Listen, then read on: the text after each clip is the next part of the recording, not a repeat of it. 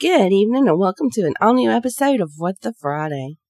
Tonight's episode is going to be a little different from my normal gore and horror, but it's something that I've been thinking about for a while now. And no, it's not more Dayton horror stories or anything that directly pertains to my personal life. I mean, I guess in a way it kind of does, but I know y'all are happy to hear that there's no more Dayton stories. But this episode anyway, it does explain why we, as in the true crime community, are so obsessed with true crime. And the list of reasons is pretty long, not terribly long, but pretty long. So stick around and see which explanation resonates with you. Welcome to What the Friday, the After Dark series presented by Mystery, Murder, and Magic. Listener discretion is advised. Have you ever stopped to think about why you're so interested in true crime? Or maybe even a friend or family member has asked, why are you so obsessed with it? I've said it before, but I think the big thing that draws me into true crime is the psychology and the science behind it all. Why criminals do the things they do, why they behave this way. And how the forensic teams and tools and whatnot are used to solve these crimes. But I know that it goes a lot deeper than that. So knowing that, I decided to kind of look into see why we are the way we are, what makes us really interested in true crime stories. So like I said, I did a little research and I want to share with y'all tonight what I found. Now, first, I just want y'all to know that true crime obsession isn't weird. It's just a normal part of human nature. But like with anything, you can take it too far, so just make sure you balance it out so it doesn't take over your entire life. I don't remember exactly when my obsession started, but I'd have to say it was at least about 15 years ago. And I can remember staying up late at night when there was very few true crime stories on TV, but I remember watching Forensic Files and then Unsolved Mysteries and a couple other shows like that pulled me in also. And I'm pretty sure that it wasn't anything like, oh, I'm going to watch something about true crime tonight. I think it was probably more of, in the beginning, it was just one of those things of trying to find something you wanted to watch on TV, Now, there have been scientific studies carried out to figure out the fascination with true crime. And a group of evolutionary psychologists have explained it that we're drawn to things like murder, rape, and theft because they've always been a part of society over the years. And it's just human nature to be tuned into criminal behavior because we want to know who, what, when, where, and why. And the reason we want to know all of that is because it helps us learn why these criminals do these things. And in a way, we can kind of, or at least we feel like we can protect ourselves and our families from this type of thing happening to us. Now, evil, as much as we try to stay out of its path, it is something we're fascinated with. And another thing about true crime that I think pulls us in is the details. Television news is on 24/7, but they really don't go into a lot of the details of a crime. And we just want to know more. So that goes back to the who, what, when, where, and why. And how, too. But we want the details. The deep, dark, whole story of what happened. Now, I did mention a week or so ago that the majority of my listeners are female.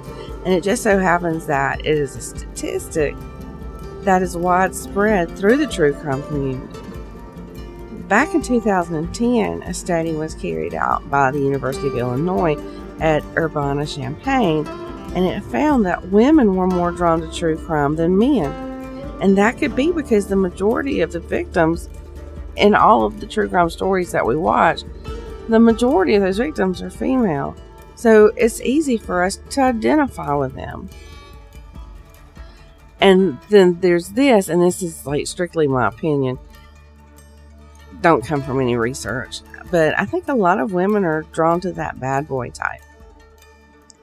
The charming but up to no good type, like Ted Bundy, for instance. I like to think that I would have been too smart to be one of Ted's victims, but then think about how a smile has lured me before, and I know that I would probably soon be taking a ride in his Volkswagen. And it's not like there's not plenty out there to feed our addiction. Nearly every week, a new true crime story or true crime show is premiering. And you can go on any site that hosts podcasts and find pages and pages of true crime podcasts. And there's entire TV channels dedicated to crime stories. And then you can go on YouTube, and there's channel after channel to watch story after story of true crime. So, I mean, there's literally this endless supply of the, air quotes, drugs, or drug that feeds our addiction. And unfortunately, or fortunately, it depends on how you want to look at it, there's always going to be new stories for us to pour over. Now, true crime has been around forever, but over recent years, there's been a dramatic uptick in the popularity of the media that's out there on that subject. I think a lot of it really picked up when we were all stuck at home during quarantine at the height of COVID. When we were home with Netflix and other true crime buffets, as I call them, and a lot of time on our hands. Maybe it provided a form of escape when it seemed that the world was going crazy.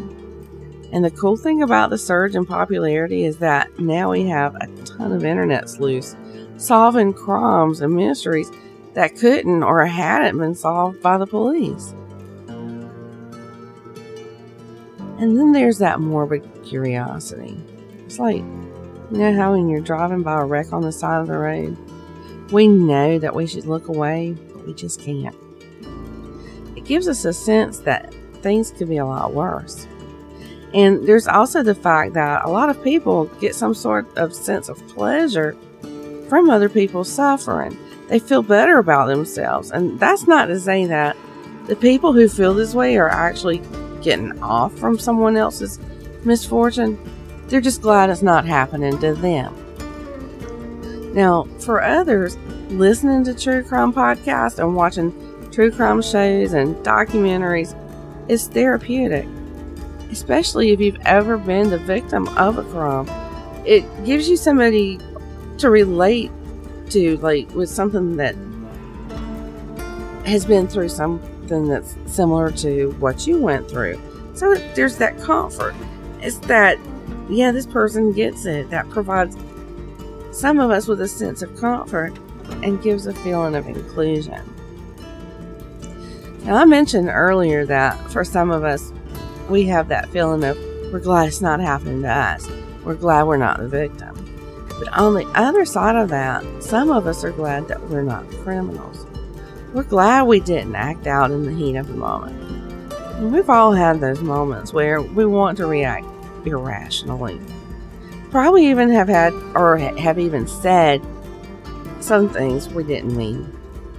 But when we see these actions actually played out, we can easily put ourselves in a place where we're glad that we didn't let things get out of hand. And I've often asked myself while watching true crime shows, could I do this? Could I bring myself to commit this type of crime? And the answer is always no. I couldn't do what this person has done.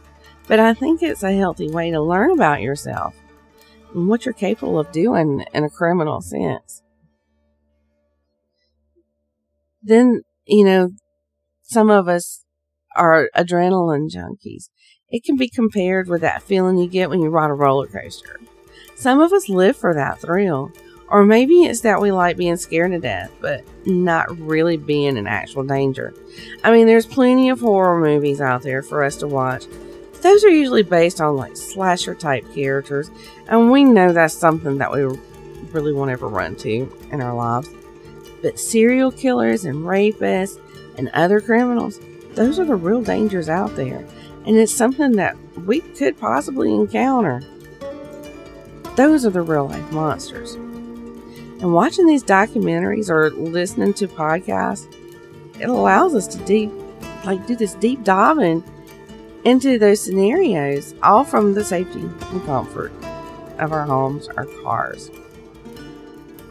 Now, on the flip side of all of this, there are those out there who worry about that, the obsession with true crime is psychologically unhealthy. They fear that it desensitizes the viewers, and for some that have been through their own true crime situation, it could re-traumatize them. So that's why I mentioned having a healthy balance. Now, I've mentioned several times at the end of really heavy, dark episodes that I need to go meditate or take a bath.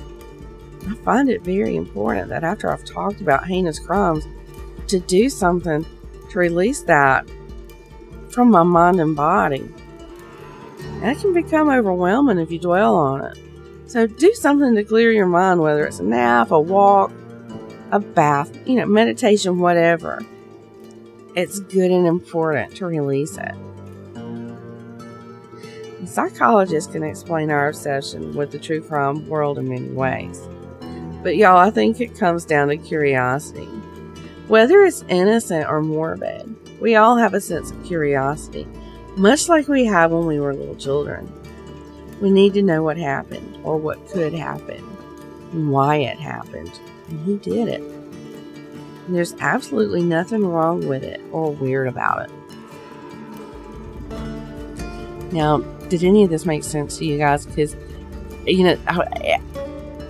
the whole time I was doing the research, I'm like, yeah, that's it. And the more I researched, I was like, yeah, that fits me too. And so it just made a whole lot of sense to me. But I had been thinking about this for a while. Like, why is there, it seems like all of a sudden such a fascination with true crime? So I know this is not like my normal episodes, and I'm going to get back to those. And Halloween is coming up, so, it's time to get into the spooky stuff too. But anyway, y'all, that's all I have for tonight's What the Friday. Be sure to come back on Monday evening for an all-new mystery, murder, and mayhem. Good night.